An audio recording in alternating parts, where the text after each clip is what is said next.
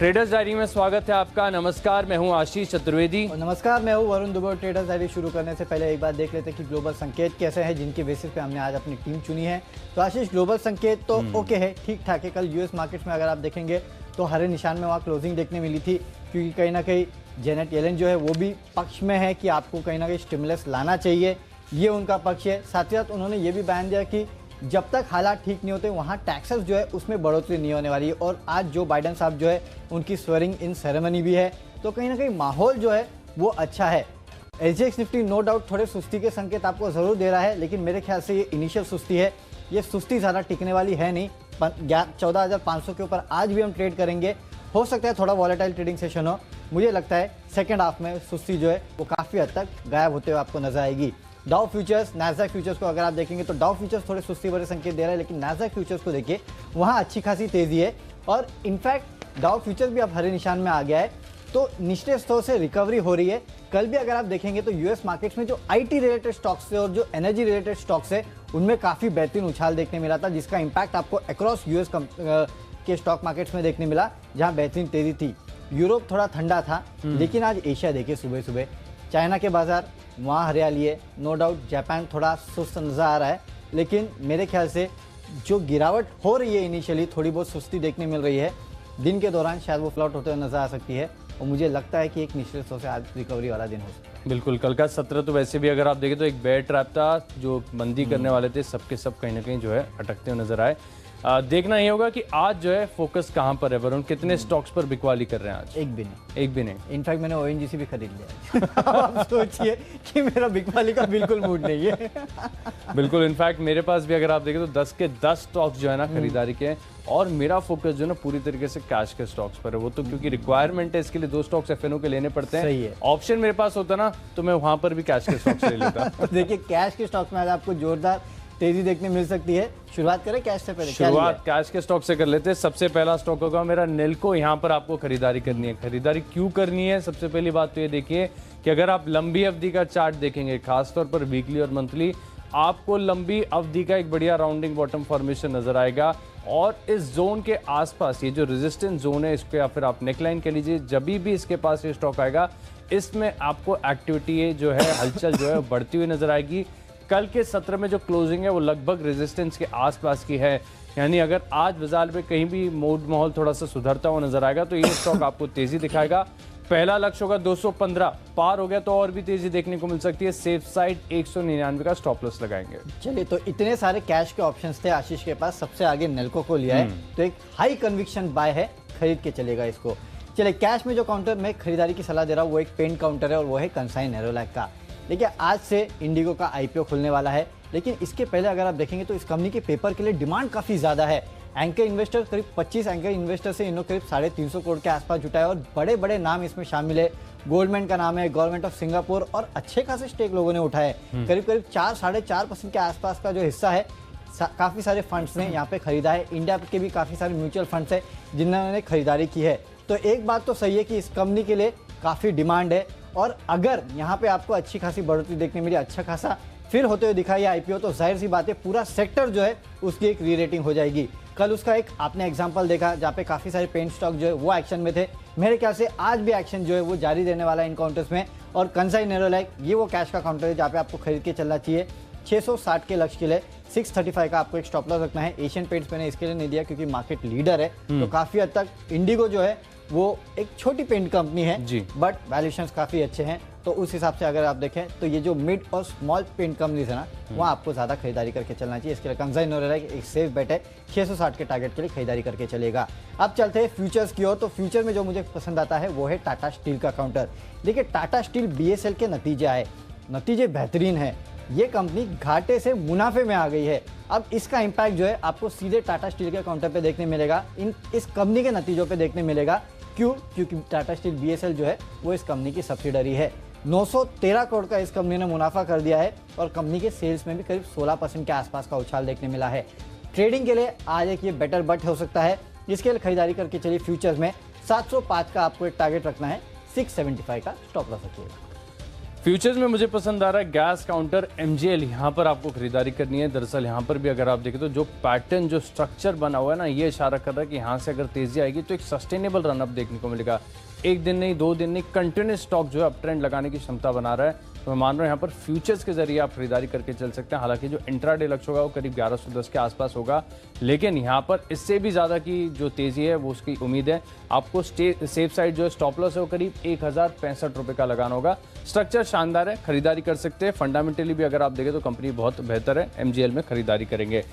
अगली जो कैटेगरी है वो भी FNO स्पेस से है, आज का ऑप्शन। और यहाँ पर मैंने एक फार्मा स्टॉक चुना है। फार्मा स्टॉक्स में वरुण कहीं ना कहीं आप देखिए जो वैक्सीन आने से पहले जो हलचल थी, जब कोरोना वायरस एकदम आप ऑलमोस्ट देखिए एकदम पीक के आसपास था, तब कितनी हलचल थी फार्मा स्टॉक्स में। अब कहीं ना कहीं साइडलाइन होते जा रहे हैं, या फिर सेक्टर चर्न हो रहा है, क्या हो रहा है यहाँ पर, क्योंकि बाजार फोकस ही नहीं कर रहा बिल्कुल।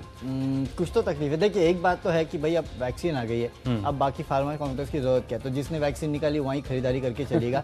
लेकिन इसमें एक बड़ी बात है फार्मा काउंटर्स में, आप देखिए इस क्वार्टर में राकेश झुनझुनवाला ने कहाँ खरीदारी की? Lupin, Jubilant life. तो कहीं ना कहीं फार्मा काउंटर्स हमें लग रहा है कि शायद रैली फिजल आउट हो चुकी है, लेकिन अगर आप बड़े निवेशकों को देखेंगे तो वहाँ खरीदारी करके चल रहे हैं।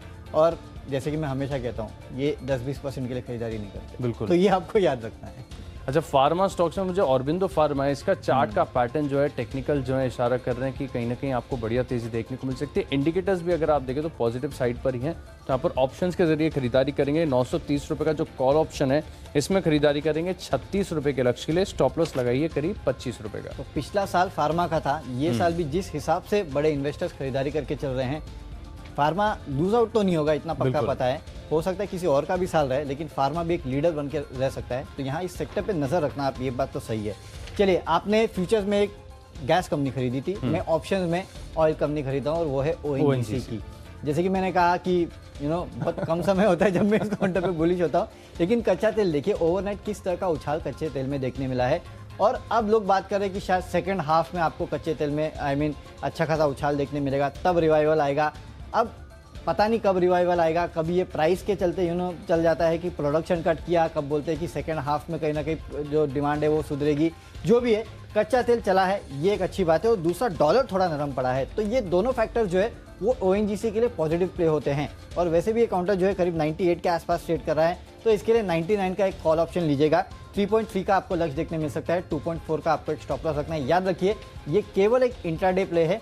जिस लेवल पे ये कंपनी ट्रेड कर रही है और जो न्यूज़ आई है, हो सकता है कि थोड़ा इंचअप हो और थोड़ी खरीदारी आपको इसमें देखने मिले। इसके लिए खरीदारी करके चलेगा, केवल एक इंट्राडे का प्ले है। चलिए इसको आगे बढ़ाते हैं, लेकिन इससे पहले वरुण, ONGC पे तो आप इससे पहले भी बुलिश हो चुके हो, कोल इंडिया पे कब हो रहे हो? कोल इंडिया बहुत टाइम लगेगा अभी, क्योंकि कहीं ना कहीं मैंने जैसे कि कहा कि बहुत बड़ा वेल डिस्ट्रॉयर रहा है। आई मीन नो डाउट इस काउंटर में तेजी आती है, लेकिन वो कब तक टिकेगी इसका कोई भरोसा नहीं है। इसके लिए नो जैसे मैं कहता हूँ कि कभी भी फंडा टेक्नो रहना चाहिए। टेक्निकली हो सकता है वो स्ट्रांग होगा, फंडामेंटली अभी भी भरोसा नहीं। मुझे आज भी याद है 1000 मिलियन टन के आसपास के टारगेट दिए जाते थे इसके, 600-700 नहीं पहुंच पाया आज तक। और कमर्शियल माइनिंग शुरू होगी तो इसका क्या होगा वो तो भगवान जाने। नो डाउट दुनिया की सबसे बड़ी कोल कंपनी है, लेकिन कन्विक्शन बिल्कुल नहीं है इस काउंटर पे। तो चलिए टेक्निकल काउंटर बताओ। वापस वही टेक्नो फंडा काउंटर जो है, कल अगर आप देखेंगे तो बर्जर पेंट के काउंटर में एक अच्छी खासी हरी कैंडल बनी थी। वो एक आपको साफ दर्शा रही है कि इंडिगो के IPO के पहले पेंट कंपनीज में, इसके लिए मैंने कहा कि इंडिगो के IPO के समय अब पेंट कंपनीज में कहीं ना कहीं लोगों का इंटरेस्ट जो है वो काफ़ी हद तक बन रहा है। मेरे ख्याल से इन 3 दिनों में जब तक ये IPO खुला रहेगा तब तक पेंट कंपनीज में आप जम के ट्रेडिंग कर सकते हैं। 1-2 दिन का पोजिशनल कॉल भी इन काउंटर्स में आप ले सकते हैं। इसके लिए बर्जर पेंट टेक्निकली अच्छा लगता है, फंडामेंटल तो अच्छी स्टोरी है ही, और ये जो पूरा IPO चल रहा है इंडिगो का, उसके चलते सारे काउंटर जो है उनमें आपको तेजी देखने मिलेगी। इसके लिए बर्जर पेंट आप खरीद सकते हैं। 815 का लक्ष्य के लिए 780 का आपको एक स्टॉप लॉस रखना है। तो 2 पेंट कंपनियां, कंजाई नेरोलैक और बर्जर पेंट्स, इसको मैंने अपनी टीम में शामिल किया है। अच्छा, टेक्निकली अगर आप देखें ना, एक कोइंसिडेंस नजर आ रहा है। जो तर्क आपने दिया ना कि ग्रीन कैंडल बनती हुई नजर आई, ऐसी ग्रीन कैंडल कल मुझे भी दिखी है। वो है जॉनसन हिताची कंट्रोल में। यहाँ पर अगर आप देखें तो ऑलमोस्ट 10 से लेके 11-17 से कंटिन्यूस स्टॉक में गिरावट होने लग रही थी। लोअर लोज देखने को मिल रहे थे, एवरी डे यहाँ पर एक डाउनफॉल देखने को मिल रहा था। लेकिन कल के सत्र में एक सरप्राइजिंग मूव आया और आप देखिए कि एक छोटी सी ग्रीन कैंडल बनती हुई नजर आई और वो मेरे रडार पर आई है। अब इस जब चार्ट को मैंने जूम आउट करके देखा, वीकली और मंथली लगा के देखा, तो नजर आया कि यार स्ट्रक्चर तो शानदार है, स्टॉक में हल्का सा पुल बैक देखने को मिला, थोड़ी सी कंसोलिडेशन है, लेकिन नजर ये आ रहा है इंडिकेटर्स लगा के देखेंगे तो कि जो अप ट्रेंड है ना, ये दोबारा स्टॉक रिज्यूम करते हुए नजर आएगा। तो मैं मान रहा हूँ जॉनसन हिताची में आप खरीदारी करके चल सकते हैं। हालांकि जो लक्ष्य है ना, ये इंट्राडे बेसिस का लक्ष्य नहीं है, आपको थोड़ा सा पोजिशनल व्यू बनाना पड़ेगा। ये स्टॉक कितने दिनों में चलेगा ये बताना थोड़ा सा मुश्किल हो रहा है, लेकिन स्टॉप लॉस जो है ना, स्टॉप लॉस के हिसाब से अगर आप देखेंगे तो जो रिस्क एंड रिवॉर्ड है वो फेवरेबल नजर आ रहा है। 2670 रुपये का लक्ष्य होगा और 2390 रुपये का स्टॉप लॉस लगा लीजिए। जब तक स्टॉक 2390 के ऊपर बना हुआ है तब तक चिंता की कोई बात नहीं है। फंडामेंटली अच्छी कंपनी है जॉनसन हिताची, यहाँ पर आप खरीदारी करके चलेंगे। चलिए, जो अगली कैटेगरी है वो है फंडा पिक, और यहाँ पर एक टेक्सटाइल स्पेस की कंपनी मैंने चूज़ की। और टेक्सटाइल स्पेस को हमने इसके लिए चूज़ किया है, कारण ये है कि जिस तरह से आप देखें बजट से पहले कहीं ना कहीं एक मूड माहौल बनता है। थोड़े साल पहले दिखते थे कि हम रेलवे स्टॉक्स की तो एक काफ़ी बढ़िया बूम आ जाती थी, अब कहीं ना कहीं देखें तो बाजार ने थोड़ा सा इग्नोर करना स्टार्ट कर दिया। तो आगे जाकर जो ग्रोथ है, जो इकोनॉमी कॉन्ट्रीब्यूट करते हैं, उन सेक्टर्स पर फोकस बना के रखना है। सेंचुरी एंका कल स्टॉक जो है, कल मैं देख रहा था बीएससी के कुछ जो स्टॉक्स गेनर्स लूजर्स देख रहा था, तब ये स्टॉक मेरे रडार पर आया था। और यहाँ पर अगर आप देखें तो कल के सत्र में एक बेहतरीन, बहुत बढ़िया, अच्छा वीकली चार्ट पर ब्रेकआउट देखने को मिला, जो कि इशारा कर रहा है कि यहाँ से आपको सस्टेनेबल रनअप नजर आएगा। फंडामेंटली भी अगर आप देखें तो जैसे कि बजट से पहले जो टेक्सटाइल कंपनीज हैं वो फोकस में रहेंगी। कंपनी के जो रिटर्न रेशियोज, डिविडेंड यील्ड क्या चीज़ें अगर आप देखें तो आकर्षक ही नजर आ रही हैं। एक साल का व्यू बनाना है, 327 रुपये का लक्ष्य होगा। ओके आशीष, ये रेलवे स्टॉक्स को बाजार ने इग्नोर नहीं किया, सरकार ने इग्नोर। अच्छा, रेलवे और आम जो बजट है दोनों को एक साथ मिला दिया। पहले ये होता था कि दोनों बजट अलग अलग आते थे, हाँ। तो लोगों का रेलवे बजट पे फोकस होता था, तो उसके पहले टेक्स मैको रेल, टीटागर वैगन, ये सब खूब चलते थे। उससे उसी समय चलते थे, उसके बाद कभी नहीं। वो पूरे साल में वही समय था जब ये चलते थे कि इनको ऑर्डर मिलेंगे, वैगन बनेंगे, सिग्नलिंग, ये वो दुनिया भर का। लेकिन उसके बाद कभी नहीं चलते थे। और जब से रेल बजट और जो बजट मेन बजट है वो क्लब हुआ है, उसके बाद से इनकी स्टोरी खत्म हो गई। और उसके बाद आपके जो IRCTC और बाकी जो नए नए स्टॉक्स आ गए रेलवे के, तो लोग इनको भूल गए। बिल्कुल, बात हुई वही उतनी ही है, और इसके लिए कहीं ना कहीं मार्केट ने इसको फिर देखना छोड़ दिया है। लेकिन नो डाउट बजट के पहले रेलवे स्टॉक चलते हैं, ये बात तो सही है। चलिए ठीक है, फंडामेंटल स्टॉक के अब तरफ जाते हैं, और मेरा जो फंडामेंटल स्टॉक है वो है सायंट। देखिए, फंडामेंटल IT कंपनी है, बहुत अच्छी कंपनी है, इसमें तो कोई डाउट ही नहीं है। बड़ी बात यह है कि एक तो आज देखिए US में अगर आप देखेंगे तो IT कंपनी में फिर से एक बार जो रुझान है लोगों का वो बढ़ता हुआ नजर आया है। नेटफ्लिक्स के नतीजे देखिए, कितने बेहतरीन नतीजे नेटफ्लिक्स के आए, उसके चलते वो स्टॉक 9-10% के आसपास ऊपर गया। इसके अलावा नेटफ्लिक्स ने तो मेरे ख्याल से बोला भी है कि बायबैक भी करेंगे वो, जिस तरह से इनके नतीजे आ रहे हैं, जिस तरह से कैश की कंपनी जनरेट कर रही है। तो वो एक तो अलग सेक्टर है, लेकिन ऑलमोस्ट IT और IT रिलेटेड सेक्टर्स जो है उनमें खरीदारी कल जो है US के मार्केट्स में देखने मिली।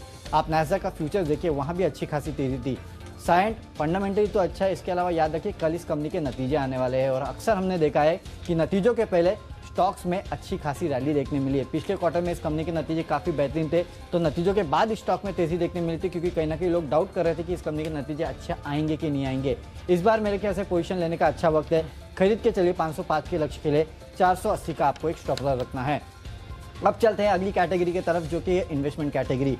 तो आशीष, मैं एक चीज़ बिलीव करता हूँ कि बजट में स्पेंडिंग होगी, इतना तो पक्का है। आपको सोशल सेक्टर्स में पैसा डालना पड़ेगा, आपको कहीं ना कहीं रूरल इनकम बढ़ानी पड़ेगी, ओवरऑल इनकम भी आपको बढ़ानी पड़ेगी। अगर आपको इकोनॉमी को फिर से पटरी पे लाना है तो सरकार को खर्चा करना है। अगर सरकार खर्चा करेगी तो एक बात याद रखिए, FMCG एज अ स्पेस जो है वो फोकस में फिर से आने वाला है। खर्चा करेंगे सरकार तो लोग खर्चा करेंगे, लोग खर्चा करेंगे तो सबसे पहला पैसा तो कहीं ना कहीं कंजम्पशन में ही जाता है। याद रखिए, FMCG स्टॉक्स जो है मेरे ख्याल से बजट के थोड़े दिन पहले से वापस आपको देखने मिलेगा कि हरकत में आ जाएंगे। इसके लिए HUL मैंने खरीदा है। यहाँ देखिए 2363 के आसपास एक काउंटर ट्रेड कर रहा है। मेरे ख्याल से अगले 4-5 महीनों में आपको 2700 के लेवल आराम से दिखा सकता है। बजट तक मेरे ख्याल से 2500 के आसपास के लेवल दिखाएगा, और बजट के बाद फिर जैसे जैसे लोगों को समझ में आएगा कि किस तरह से सरकार की स्पेंडिंग जो है वो बढ़ रही है, तो बाकी FMCG काउंटर में भी आपको तेजी देखने मिलेगी। नतीजे इस बार भी शायद जो मार्जिन है ना आशीष, लॉजिस्टिक्स कॉस्ट जो है इन कंपनियों का बढ़ गया है। इसके थोड़ा बहुत मार्जिन कंपनी ने अपनी AGM में हाईलाइट भी किया था कि मार्जिन शायद 1-2 क्वार्टर तक दबाव में रहेंगे, लेकिन उसके बाद मार्जिन जो है फिर रिवर्स होते हुए नजर आएंगे। और आपको याद होगा इस कंपनी ने कैसे अपने मार्जिन को एक्सपांड किया। एक समय पे 18-19% के आसपास रहते थे, वहाँ से 24-25% के आसपास तक कंपनी मार्जिन को ले गई है। मुझे लगता है कि आपको इस काउंटर में रहना चाहिए। यहाँ से कम 2700 के लेवल आपको 4-5 महीने में देखने मिलेंगे। ये टारगेट फिर भी कंजर्वेटिव है, इस लेवल को भी ये काउंटर ट्रेड ब्रेक कर सकता है। रडार पे रखिए सारी एफएमसीजी कंपनीज और उसमें रहना है तो लीडर के साथ रहिए 2700 के लक्ष्य। चलिए, निवेश के लिहाज से मुझे पसंद आ रही है small cap company Kirloskar ferrous. यहाँ पर आपको खरीदारी करनी है। किर्लोस्कर ग्रुप की कंपनीज में वरुण एक बात तो है कि वैल्यू बहुत बढ़िया नजर आती है। कहीं ना कहीं अगर आप देखें तो अर्निंग्स है, जो इनके मार्केट शेयर है, काफी बढ़िया है, लेकिन पता नहीं कि स्टॉक चलते नहीं है। हालांकि थोड़े दिन पहले मैंने आपको बताया था किर्लोस्कर न्यूमैटिक, और वहां पर आप देखिए बताने के 2 से 3 दिनों बाद ही लक्ष्य देखने को मिल गए थे। किर्लोस्कर फेरस पिछले 3 दिनों से मैं स्टॉक को बहुत ही क्लोजली मॉनिटर कर रहा हूँ। यहाँ पर जो एक स्ट्रक्चर नेगेटिव बना था, लेकिन 2 दिनों की तेजी में जो पैटर्न है, जो स्ट्रक्चर है, वो अब नेगेट हो गया है और ये इशारा कर रहा है कि स्टॉक अपने लगातार ऑल टाइम हाइस के आसपास ट्रेड करता हुआ नजर आएगा। 193 रुपए के लक्ष्य के लिए किर्लोस्कर फेरस में खरीदारी करेंगे। स्टॉप लॉस लगाएंगे 134 रुपए का। किर्लोस्कर के साथ सबसे बड़ा प्रॉब्लम ये ना कि इन कंपनियों के नाम जो है इन कंपनियों के कारोबार को दर्शाते नहीं है। किर्लोस्कर इंडस्ट्री पंप के कारोबार में है, किर्लोस्कर न्यूमैटिक सीएनजी पंप्स के, तो कहीं ना कहीं इसके लिए मेरे ख्याल से शायद ये रडार पे नहीं आते, लेकिन हाँ ग्रुप काफी बेहतर है। लिस्ट को आगे बढ़ाते हैं। अगली कैटेगरी है खबरों के दम पर, जहां पर आप ट्रेड कर सकते हैं, और वहां पर मैंने स्टॉक चुना नतीजों वाला है टाटा स्टील बीएसएल। यहां पर खरीदारी करनी है। तर्क तो वरुण आपने ऑलरेडी बता ही दिया। टाटा स्टील में जिस तरीके से टर्न अराउंड इस स्टॉक में देखने को मिला है, पूरी कंपनी को रिवाइव करके रख दिया टाटा स्टील ने। बहुत ही स्ट्रॉन्ग पैरेंटेज है, और जिस तरीके से कंपनी घाटे से मुनाफे में आई है, टॉप लाइन में ग्रोथ देखने को मिली, तो मैं मान रहा हूं कि लगभग 5% तक की अपसाइड दिन के दौरान देखने को मिल सकती है। लेकिन हर बार की तरह जो नो ब्रेनर स्टॉक्स होते हैं वहां पर सभी जंप करते हैं, तो स्टॉक में अगर आप देखें कि ऑलरेडी बहुत ज्यादा गैप अप ओपनिंग हो रही है, छोड़ दीजिए। आइडियाज ढेर सारे आपके पास। 46 रुपए का लक्ष्य होगा, 43 का स्टॉप लॉस लगाइए। चलिए, तो खबरों के दम पे टाटा स्टील बीएसएल जो है वो आज एक्शन में रहने वाला है। खबरों के दम पे और एक स्टॉक है जो एक्शन में रहेगा, और वो है आईटीडीसी का काउंटर, क्योंकि अब संसद की जो कैंटीन है उसको आईटीडीसी संभालेगा। इसके पहले उत्तर रेलवे जो है वो इस कैंटीन को संभालती थी, तो कहीं ना कहीं ये एक ऑर्डर मिला है इस कंपनी को। आप समझ लीजिए इस तरीके से कि आगे जाके संसद की कैंटीन जो है उसको एक कंपनी संभालने वाली है, तो उसका एक बहुत बड़ा फायदा जो है आज इंट्राडे में इस काउंटर को मिलने वाला है। इसके लिए खरीदारी करके चलेगा 325 के लक्ष्य के लिए। अब चलते हैं हमारी आखिरी कैटेगरी, जो कि है माय चॉइस की कैटेगरी, और यहाँ पे तीनों के तीनों खरीदारी के कॉल से, जैसे कि मैं कह रहा हूँ कि आईपीओ जो है वो काफ़ी हद तक फ्लेवर में है, और उसके चलते उसको रिलेटेड जो कंपनीज है वहाँ पे आपको तेजी देखने मिलेगी। अब देखिए, होम फर्स्ट फाइनेंस का आईपीओ भी आने वाला है। उसके पहले आपको इस सेक्टर से रिलेटेड जो कंपनीज है उनमें अच्छा खासा एक्शन देखने मिल सकता है। इसके लिए कैनफिन होम्स ये काउंटर है जहाँ पे आप खरीदारी करके चल सकते हैं 530 के लक्ष्य के लिए, और आवास फाइनेंशियल दूसरा काउंटर है जहाँ पे खरीदारी की जा सकती है 1950 के लक्ष्य के लिए। और आखिरी में जो माई चॉइस काउंटर है मेरा, वो है दरअसल एक इंफ्रा काउंटर, और वो है एचजी इंफ्रा का काउंटर। देखिए, कैनफिन होम्स और आवास फाइनेंशियल्स, ये 2 काउंटर जो है वो कहीं ना कहीं एनबीएफसी काउंटर है जहाँ पे मैं खरीदारी की सलाह दे रहा हूँ, और आखिरी काउंटर एक इंफ्रा काउंटर रिलेटेड है, क्योंकि इस काउंटर को कहीं ना कहीं एक प्रोजेक्ट मिला। इस कंपनी की जो सब्सिडरी है एचजी रेवाड़ी बाईपास, उनको एनएचएआई से ऑर्डर मिला है। जो प्रोजेक्ट कॉस्ट 372 करोड़ का है, इस कंपनी ने बिडिंग जो की है 522 करोड़ के आसपास की है। मेरे ख्याल से उसके चलते आज ये स्टॉक जो है वो भी थोड़ा बहुत एक्शन में रह सकता है। केवल इंट्राडे के लिए आपको खरीदना है। इस खबर के चलते ही चलेगा, मैं आपको फंडामेंटल बेट नहीं दे रहा हूँ। ये इस खबर के चलते केवल ये स्टॉक आज तेजी में रहेगा। इसके लिए 231 के लक्ष्य के लिए आपको खरीदारी करना है। 222 का स्टॉप लॉस रखिएगा। चलिए, माई चॉइस में पहला स्टॉक होगा बॉम्बे डाइंग, और तीनों जो माई चॉइस के मेरे स्टॉक्स हैं मैंने टेक्निकल आधार पर चूज किए। बॉम्बे डाइंग में अगर आप देखें तो जो स्ट्रक्चर बना हुआ है, जिस तरीके से गिरावट देखने को मिली थी, फिर उस स्टॉक ने निचले स्तर पर बढ़िया बेस बनाया। पिछले 2 से 3 दिनों में देखें तो स्टॉक में जो गतिविधि है वो भी बढ़ती हुई नजर आ रही है। 83 रुपए के लक्ष्य के लिए खरीदारी करेंगे। 76 का स्टॉप लॉस लगाना है। अगला स्टॉक है ऑटो एंसेलरी स्पेस से मिंडा इंडस्ट्रीज। यहाँ पर भी अगर आप देखें तो जो एक्शन है, मोमेंटम है, वो लौटता हुआ नजर आ रहा है, और सभी के सभी जो इंडिकेटर्स है वो ही इशारा कर रहे हैं कि स्टॉक में आपको बढ़िया मोमेंटम देखने को मिलेगा। 430 रुपए के लक्ष्य के लिए आप खरीदारी करेंगे। केवल 408 रुपए का स्टॉप लॉस लगाना है। आखिरी स्टॉक है मेरी लिस्ट में IEX। यहाँ पर आपको खरीदारी करनी है, और यहाँ पर भी अगर आप देखें तो जो टेक्निकल स्ट्रक्चर है, पैटर्न है, खासतौर पर अगर आप प्राइस वॉल्यूम एक्शन देखें तो सपोर्टिव नजर आ रहा है। 255 रुपए इंट्राडे लक्ष्य होगा। 237 रुपए का आप स्टॉप लॉस लगाइए। चलिए, तो हमारी स्टॉक्स की सूची पूरी हो चुकी है। फटाफट देख लेते हैं कौन से स्टॉक्स को हमने अपनी टीम में शामिल किया है। कैश का काउंटर है कंसाई नेरोलैक, जहाँ पे आपको खरीदारी करके चलना चाहिए। फ्यूचर में टाटा स्टील को खरीदिए। टाटा स्टील बीएसएल के जो नतीजा है काफ़ी बेहतर है। ONGC का ऑप्शन जो है 99 का, वहाँ आपको खरीदारी करके चलना चाहिए। टेक्निकली बर्जर पेंट्स अच्छा लगता है। फंडामेंटली सैंड का काउंटर अच्छा लगता है, यहाँ खरीदारी करना है। और निवेश करना है HUL में अगले 5 से 6 महीने में 2700 के लक्ष्य के लिए। खबरें हैं ITDC में, इसके चलते यहाँ पे तेज़ी होगी। माई चॉइस में कैनफिन होम, आवास फाइनेंसर्स, दोनों में खरीदारी करके चलेगा। और HG इंफ्रा, यहाँ पे एक खबर आई है, उसके चलते इंट्राडे में यहाँ तेजी बन सकती है। और इन सब में से मेरा जो फेवरेट काउंटर है, आज का बेस्ट पिक है, वो ITDC का है, क्योंकि ये कंपनी जो है अब संसद की जो कैंटीन है उसको संभालने वाली है। तो इस खबर का इंपैक्ट जो है इस काउंटर पे देखने मिलेगा। इंट्राडे में आपको 325 के लक्ष्य देखने मिल सकते हैं। तो चलिए, कैश का स्टॉक है नेल्को। MGL एक सस्टेनेबल तेजी के लिए तैयार हो रहा है। ऑरबिंदो फार्मा में जो एक्शन है दोबारा लौटते हुए नजर आएगा। कॉल ऑप्शन में खरीदारी करेंगे। जॉनसन कंट्रोल्स, हिताची, यहां पर अगर आप देखें तो अच्छी गिरावट के बाद अब कहीं ना कहीं रिवर्सल के संकेत सामने आ रहे हैं। सेंचुरी एंका में आप खरीदारी करेंगे। किर्लोस्कर फेरिस यहां पर 193 रुपए का लक्ष्य होगा। खबरों का असर, नतीजों का असर देखने को मिलेगा। टाटा स्टील BSL में यहां पर आप खरीदारी करेंगे। बॉम्बे डाइंग में एक ब्रेकआउट की उम्मीद है, 83 रुपए का लक्ष्य होगा। मिंडा इंडस्ट्रीज में भी अगर आप देखें तो स्ट्रक्चर बढ़िया है, 430 रुपए का लक्ष्य होगा। IEX ये भी टेक्निकली बढ़िया नजर आ रहा है, 255 रुपए के लक्ष्य के लिए खरीदारी करेंगे। और इन 10 स्टॉक्स में मेरा कन्विक्शन सबसे ज्यादा है सेंचुरी एंका। स्ट्रक्चर बहुत बढ़िया है और बजट से पहले टेक्सटाइल फोकस में रहेगा।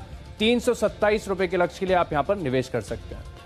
चलिए, तो हमारी स्टॉक्स की सूची पूरी हो चुकी है और 20 के 20 स्टॉक जो है हमने खरीदारी के लिए हैं।